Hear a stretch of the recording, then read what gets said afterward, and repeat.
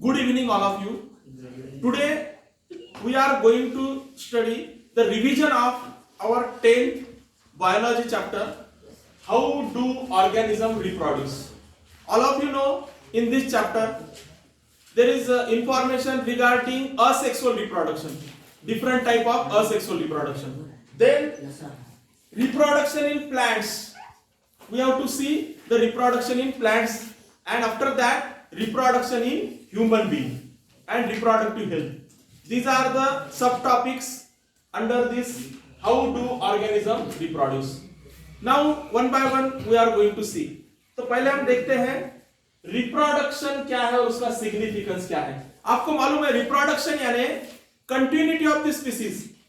जो भी एनिमल्स है उनका कंटिन्यूएशन उनके स्पीसीज का रहने के लिए whatever the scientific phenomena, life phenomena, that is called reproduction. All of you getting reproduction? Parents produce the offspring for continuity of the species. This is called reproduction. उसका significance आपको मालूम है. Due to reproduction वो species continue रहता है, continuation of the species, और species का population भी बढ़ता है. This is the significance of the reproduction. उसके बाद में reproduction में scientifically क्या है? आपको मालूम है DNA. जो भी एनिमल्स है, dog, cat, horse, human being, monkey, anybody, उसके जो डीएनए है उसमें उसका इंफॉर्मेशन सोर्स रहता है उस ऑर्गेनिज्म का.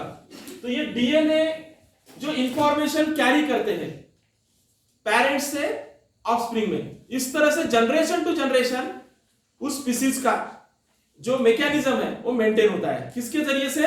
डीएनए से. तो डीएनए क्या है? इधर इंफॉर्मेशन सोर्स है. और आपको मालूम है कि सेक्सुअल रिप्रोडक्शन में वेरिएशन रहता है, लेकिन असेक्सुअल रिप्रोडक्शन में वेरिएशन नहीं रहता है. तो वेरिएशन का बेनिफिट क्या होता है? वेरिएशन से survival of the fittest phenomena है. आपको मालूम है एग्जांपल बुक में दिया वाला बैक्टीरिया का. कुछ बैक्टीरिया हाई टेम्परेचर पे सर्वाइव होते हैं, कुछ लो टेम्परेचर पे, कुछ मीडियम टेम्परेचर पे. अगर ज्यादा टेम्परेचर बढ़ गया तो कुछ ना कुछ बैक्टीरिया अर्थ पे रहेंगे ना. तो किसकी वजह से रहेंगे? वेरिएशन की वजह से. तो वेरिएशन का सिग्निफिकेंस है. All of you getting? This is the significance of variation. तो ये वेरिएशन सेक्सुअल रिप्रोडक्शन में प्रेजेंट है तो असेक्सुअल रिप्रोडक्शन में एब्सेंट है. उसके बाद हम देखते हैं reproduction by single organism. Single organism आपको मालूम है कौन से? Amoeba, euglena, paramecium, hydra, all these are the single celled organism. तो उसमें रिप्रोडक्शन कैसा होता है? फिजन आपको मालूम है, binary fission and multiple fission. Binary fission यानी parent divided into two parts. Amoeba, paramecium, leishmania, इनमें बाइनरी फिजन होता है. तो मल्टीपल फिजन भी आपको मालूम है. Whatever the organism that divides into multiple parts और each parts convert into new organism, this is called multiple fission. Example आपको मालूम है plasmodium. After that fission, fragmentation. All of you know fragmentation. Spirogyra जब mature होता है spirogyra तो उस species में ब्रेक होता है और हर पीस से न्यू स्पायरोगायरा प्रोड्यूस होता है. हाइड्रा के बारे में ऐसा ही है. After that regeneration phenomena. आपको मालूम है एक ऑर्गेनिज्म है जिसका बॉडी कट होता है और कट होने के बाद में जो रिमेनिंग बॉडी है वो रीजनरेशन द्वारा बढ़ता है और इस तरह से एक ऑर्गेनिज्म से 2 या 3 ऑर्गेनिज्म बनते हैं. प्लानारिया मालूम है आपको? ये रीजनरेशन फेनोमेना है. उसके बाद में बडिंग. हाइड्रा में उसके बॉडी पर एक आउटग्रोथ डेवलपमेंट होता है, उसको हम बर्ड कहते हैं. फिर बाद में वो बॉडी से डिटैच होता है और उससे इंडिविजुअल हाइड्रा प्रोड्यूस होता है. This is the example of budding. उसके बाद में vegetative propagation. What is vegetative propagation? All of you know vegetative part of the plants कौन से है? Root, stem, leaf, these are the vegetative part of the plants. और इससे new plants बनता है. जैसे रूट का एग्जांपल आपको मालूम है कैरोट, स्टेम का शुगर केन, लीफ का ब्रायोफाइलम. एग्जाम में डिटेल में पूछते हैं ब्रायोफाइलम जो लीफ है उससे कौन से पार्ट से वो बर्ड निकलता है? नॉच पार्ट, वहां से बर्ड निकलता है. तो डिटेल में क्वेश्चन पूछ सकते हैं इस प्रकार. After that spore formation. आपको मालूम है राइजोपस स्पोर फॉर्म करता है स्पोरेंजियम के अंदर. ये रिप्रोडक्टिव पार्ट है। स्पोर लार्ज नंबर में प्रोड्यूस है, उनका बेनिफिट है, इसलिए लार्ज नंबर में ऑफस्प्रिंग भी तैयार होते हैं, इसका बेनिफिट है। क्वेश्चन आता है what is the significance of spore formation, कौन से एनिमल में होता है डिटेल में, तो आप राइजोपस लिख सकते हैं, उसका क्या फायदा मैंने बता दिया आपको। All of you got. अभी हम देखते हैं इसके बाद में sexual reproduction in flowering plant. Flower का स्ट्रक्चर तो आपको मालूम है, reproductive part and non reproductive part. Reproductive part कौन से हैं? Androecium and gynoecium. और non reproductive part calyx, corolla. Calyx green colour का part, colourful part corolla. Reproductive part, male reproductive part androecium, उसमें एंथर और फिलामेंट पार्ट रहते हैं। Anther में क्या बनता है मालूम है आपको? पोलन ग्रेन बनते हैं। फीमेल पार्ट कौन सा है? गाइनोसियम। उसके 3 पार्ट कौन से? Stigma, style, ovary. Stigma sticky रहता है, उसको क्यों स्टिकी रहता है? पोलन ग्रेन उस पर फॉल होने के बाद में स्टिक हो जाते हैं। स्टाइल ट्यूब शेप्ड पार्ट है। और लास्ट पार्ट कौन सा है? ओवरी। ओवरी के अंदर क्या रहता है? ओव्यूल। ओव्यूल के अंदर क्या रहता है? Eggs. All of you got? This is about the structure of the flower.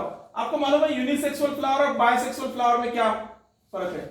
Unisexual flower में एक तो एंड्रोसियम या तो गाइनोसियम, दोनों पार्ट रहेंगे क्या? नहीं। तो यूनिसेक्सुअल फ्लावर समझ में आया आपको? इसके एग्जांपल है वाटरमेलन एंड पपाया। एग्जाम में पूछते हैं यूनिसेक्सुअल फ्लावर के example. All of you getting? Which are the example? Watermelon and papaya. Unisexual flower define कर सकते हैं। उसके बाद में बायसेक्सुअल फ्लावर। बायसेक्सुअल फ्लावर यानी एंड्रोसियम गाइनोसियम दोनों फ्लावर में प्रेजेंट रहते हैं। जैसे कि चाइना रोज, मस्टर्ड, आपको मालूम है, you have seen both male and female reproductive part, androsium and gynosium present in that is called bisexual flower. Pollination, self cross pollination, transfer of pollen grain from anther to the stigma. अगर ये same plant में same flower पे हो रहा है pollination तो self pollination.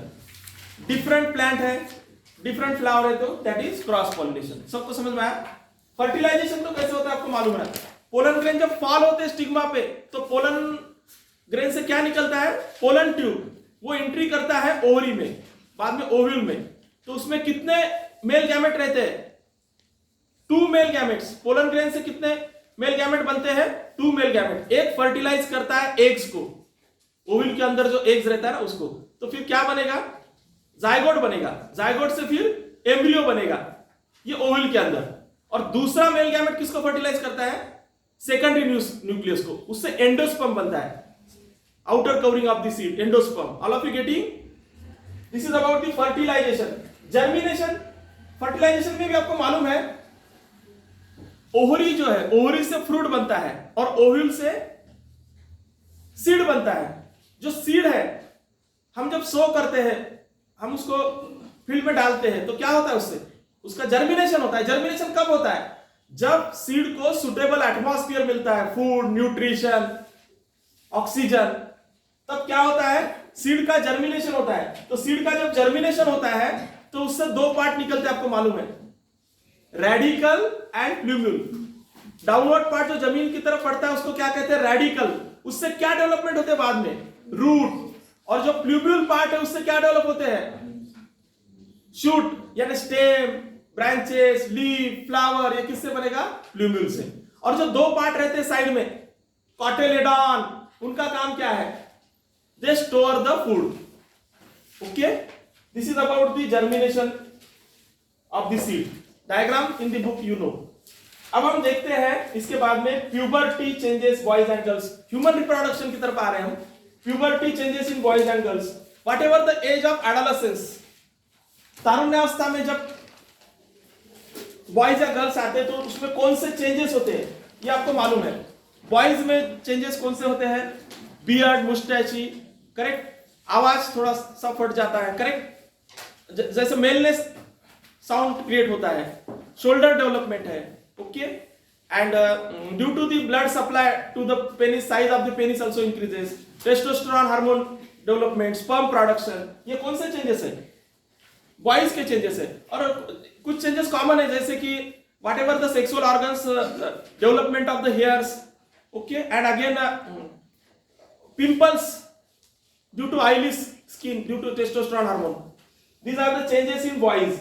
Girls में भी चेंजेस होते हैं। कॉमन चेंजेस गर्ल्स बॉयज क्या है? The development of the hairs on the genital part, okay, pimples development, इसके साथ में breast development, okay, these are the changes, menstrual cycle starts, these are the changes in the girls. After that, male reproductive system, all of you know which are the different parts of male reproductive system. Primary sex organ in male, testes. What is the function of testes? Testosterone hormone secrete करना और sperm produce करना. जब testis से जब sperm release होते हैं तो कहां से पास होते हैं? वासा डिफरेंशियाना, आप नो जो ट्यूब है, वासा डिफरेंशियाना से फिर उसमें सेमाइनल वेसिकल, प्रोस्टेट ग्लैंड, आपको मालूम है इस पर क्वेश्चन आ सकता है. क्या काम है इसके फ्लूइड का? वो फ्लूइड स्पर्म को मोटिलिटी देता है, न्यूट्रिशन देता है. All of you getting? और the last part penis, all of you know, that is the copulatory organ. After that male female reproductive system. इसमें प्राइमरी सेक्स ऑर्गन क्या है? ओवरी. तो यहाँ क्या तैयार होता है? एग्स तैयार होता है. एग्स तैयार होने के प्रोसेस को क्या बोलते हैं? एग्जाम में पूछते हैं ovulation. All of you getting? Ovulation. हर महीने जो एग्स तैयार होता है, ओवरी से बाहर निकलता है, फैलोपियन ट्यूब में आता है, मालूम है आपको? तो ये प्रोसेस को क्या कहते हैं? Ovulation. This is the function of ovary to secrete the hormone oestrogen and progesterone and the gamete which ova और एग्स. ओवरी के बाद में दूसरा फैलोपियन ट्यूब का पार्ट आपको मालूम है, जहां फर्टिलाइजेशन होता है, ट्यूब. ओके. और बाद में फर्टिलाइजेशन होने के बाद में एम्ब्रियो का डेवलपमेंट, इंप्लांटेशन कहां होता है? यूटेरस में. और आपको मालूम है जो मेंस्ट्रुअल चेंजेस आते हैं, यूटेरस कभी थिक बनता है, थिन बनता है मंथली साइकिल में. तो ये this is the function of the uterus and also menstrual changes occurs in the uterus and development of the baby also takes place in the uterus. This is the female reproductive system. बाद में fertilization आपको मालूम है, the fusion of male and female gamete, उसको क्या कहेंगे? fertilization. ये outside the body है. जैसे फ्रॉक का एग्जांपल आपको मालूम है, मेल फीमेल रिलीज करते हैं गैमेट वाटर में, वाटर में फर्टिलाइजेशन होता है. तो कौन सा फर्टिलाइजेशन होगा? External fertilisation. तो ह्यूमन की बॉडी में कौन सा फर्टिलाइजेशन है? Internal fertilisation. क्योंकि स्पर्म और एग्स का जो फ्यूजन हो रहा है inside the body in the fallopian tube. तो ह्यूमन बीइंग में फर्टिलाइजेशन कौन सा है? Internal fertilisation. All of you got? और फर्टिलाइजेशन आपको समझ में आया? फर्टिलाइजेशन ह्यूमन बीइंग में जब होता है तो उससे क्या जाइगोट बनता है. जाइगोट कहां आता है? इंप्लांटेशन कहां होता है जाइगोट से? यूटेरस में. फिर बाद में उससे एम्ब्रियो बनता है. All of you know regarding the fertilisation and development of the embryo. After that, हाँ, एक चीज ध्यान में रखो, एग्स फर्टिलाइज हुआ तो क्या है, नॉट फर्टिलाइज हुआ तो क्या है. एग्स अगर फर्टिलाइज हुआ स्पर्म के साथ तो जाइगोट बनता है. यूटेरस में क्या चेंजेस आएंगे? यूटेरस थिक बनेगा, उसको ब्लड सप्लाई इंक्रीज होगा. जस्ट लाइक हम अगर अच्छी जगह नींद लेने के लिए देखते हैं ना, गद्दी वगैरह, उसी प्रकार जो एम्ब्रियो बन रहा है उसको लिए भी गद्दी चाहिए कि नहीं. तो इसलिए यूटेरस का जो थिकनेस क्या हो जाता है? बढ़ता है. उसको ब्लड सप्लाई भी इंक्रीज होता है. कब? फर्टिलाइजेशन हुआ या नहीं हुआ तो. फर्टिलाइजेशन हुआ तो. अगर फर्टिलाइज नहीं हुआ तो वो थिकनेस जड़ जाता है. What ever the cellular debris, blood, unfertilised eggs that is given out through the vagina, through the menstrual flow in menstrual cycle.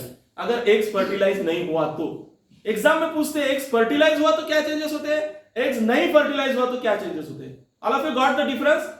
Specific ध्यान में रखिए और लिखिए. अभी एसटीडी, सेक्सुअली ट्रांसमिटेड डिसीजेस, सबको मालूम है.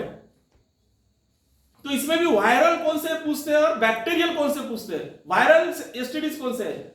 एचआईवी एंड वायरल वार्ड्स, आपको मालूम है. और बैक्टीरियल कौन से है? सिफिलिस एंड गोनोरिया, ये कौन से है? बैक्टीरियल है. All of you got STD. और how to prevent from STD,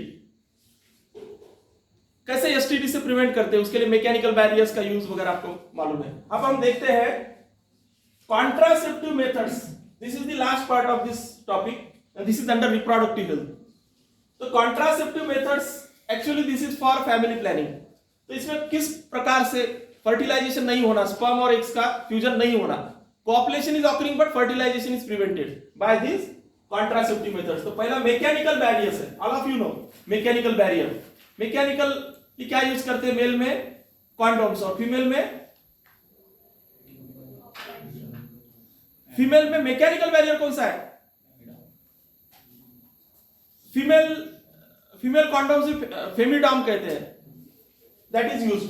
उसके बाद में केमिकल बैरियर्स क्या है? Oral pills, that is used by the female. और this is the chemical barriers. IUCD, intra uterine contraceptive devices, इसमें जो यूटेरस में जो कॉपर टी या लूप, ये एग्जांपल ध्यान में रखिए। आईयूसीडी का लॉन्ग फॉर्म पूछेंगे, आईयूसीडी के 2 एग्जांपल पूछेंगे। All of you got IUCD का long form? Intra uterine contraceptive devices, उसके एग्जांपल कॉपर टी और लूप, दोनों ध्यान में रखिए। Specifically for the exam I am giving you the information. आप देखते हैं कि यूट्यूब पे काफी सारे वीडियो कितने लंबे रहते हैं और कितनी जानकारी देते हैं, हम भी उसमें घूम जाते हैं। मैं आपको स्पेसिफिक बता रहा हूं, ज्यादा इधर उधर घुमा रहा हूं क्या? नहीं, लेंथी वीडियो भी नहीं है, स्पेसिफिक टाइम में आपको पूरा चैप्टर कवर हो जाएगा। All of you getting? हर चीज मैंने बताया, ये रिपीट भी देख सकते हैं आप, 1 बार 2 बार 3 बार, कभी ज्यादा इधर उधर देखने की भी जरूरत नहीं। करेक्ट ना?